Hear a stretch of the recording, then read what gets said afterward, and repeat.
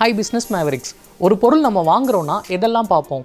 முதல்ல அந்த பொருள் பிராண்டடானு பார்ப்போம், அதோட காஸ்ட் எங்கே சீப்பாக கிடைக்குதுன்னு பார்ப்போம், மூணாவது அந்த பொருளோட சர்வீஸ் சப்போர்ட் எப்படி இருக்குன்னு பார்ப்போம், நாலாவது அந்த பொருளோட லைஃப் டைம் பார்ப்போம்.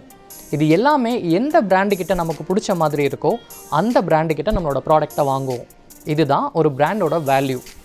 நமக்கு அந்த ப்ராடக்டை காமிக்கிறதுக்காக அந்த பிராண்டை அவங்க கஷ்டப்பட்டு உருவாக்குறாங்க பாருங்கள், அதுதான் பிராண்டிங். பிராண்டிங் அப்படிங்கிறது ஒரு பிராண்டுக்கும் ஒரு ப்ராடக்ட்டுக்கும் சாதாரண விஷயமே இல்லை. மக்களுக்கு சொல்யூஷன் கொடுக்கக்கூடிய ஒரு ப்ராடக்டை தேர்ந்தெடுத்து அந்த ப்ராடக்டை இன்குபேஷனில் வச்சு கொஞ்சம் கொஞ்சமாக உருவாக்கி அதை பற்றின மார்க்கெட் ரிசர்ச் எல்லாமே பண்ணி அந்த ப்ராடக்டை முடித்து அதை மார்க்கெட்டில் லான்ச் பண்ணுறதுக்கு முன்னாடி சர்டிஃபிகேஷன்ஸ் லைசன்ஸ் எல்லாத்தையும் தெளிவாக கிளியர் பண்ணி அந்த ப்ராடக்டை கொண்டு வர அந்த நேரத்தில் அதுக்கு தேவையான விளம்பரங்கள் எல்லாத்தையும் தெளிவாக செஞ்சு மக்கள் மத்தியில் ஒரு விழிப்புணர்வு கொண்டு வந்து அந்த ப்ராடக்டை மக்களுக்கு ஒரு நியாயமான விலையில் கொடுக்கறது தான் ஒரு பிராண்டோட மிகப்பெரிய பொறுப்பு.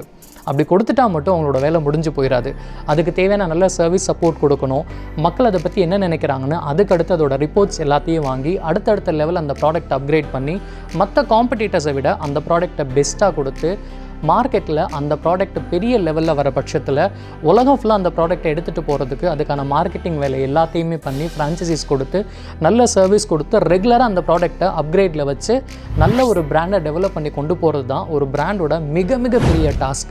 அப்படி ஒரு பிராண்டை பண்ணுறாங்க அப்படின்னா அதுக்கு தேவையான பிராண்டிங் விஷயங்கள் எல்லாத்தையுமே தெளிவாக பண்ணியிருக்கணும். இது எல்லாத்துக்கும் மேலே ஃபஸ்ட் டைம் வரக்கூடிய ஒரு கஸ்டமரை லைஃப் லாங் கஸ்டமராக கன்வெர்ட் பண்ணுறதுக்காக அவங்களுக்கு பெஸ்ட்டு சர்வீஸ் கொடுத்து அவங்கள அந்த பிஸ்னஸோடு சேர்த்து கூட்டிகிட்டு போகிறது தான் ஒரு பிராண்டோட மிகப்பெரிய டாஸ்க். அதையும் ப்ரொஃபஷ்னலாக பண்ணணும். அந்த அளவுக்கு பண்ணாங்கன்னா அந்த கஸ்டமர் லைஃப் லாங் அந்த பிராண்டை விட்டு போக மாட்டாங்க. பிராண்ட் அப்படிங்கிறது சாதாரண விஷயம் இல்லை. அந்த பிராண்டை உருவாக்குறதுக்காக அவங்களோட பிராண்டிங் சர்வீஸ் எல்லாத்தையும் ஒவ்வொரு நாளும் அந்த பிராண்ட் தெளிவாக செஞ்சுட்டே இருக்கணும். உதாரணத்துக்கு ஸ்டோரி டெல்லிங் க்ரியேட் பண்ணுறது, பிராண்டோட ஹிஸ்ட்ரியை கிளியராக வச்சுக்கிறது, பிராண்டோட ரெப்புடேஷனை மெயின்டைன் பண்ணுறது, இது எல்லாம் பண்ணால் மட்டும்தான் ஒரு பிராண்டால் இன்றைக்கி மார்க்கெட்டில் சஸ்டெயின் பண்ண முடியும். உதாரணத்துக்கு சொல்லணும்னா இன்றைக்கும் KFC, டாமினோஸ் இந்த ரெண்டையுமே நம்ம கண்ணை மூடி நம்புகிறோம், நல்லபடியாக வாங்கி சாப்பிட்றோம். அதுக்கான காரணம் அவங்க மேலே நம்ம வச்சுருக்கிற நம்பிக்கை, அந்த பிராண்டை அவங்க உருவாக்கியிருக்கிற விதம். இதே மாதிரி உங்கள் பிஸ்னஸ்க்கு தேவையான பிராண்டிங் சர்வீசஸ் எல்லாத்தையும் நாங்கள் பண்ணி கொடுக்கணும்னு நினச்சிங்கன்னா எங்களை கனெக்ட் பண்ணுங்கள்.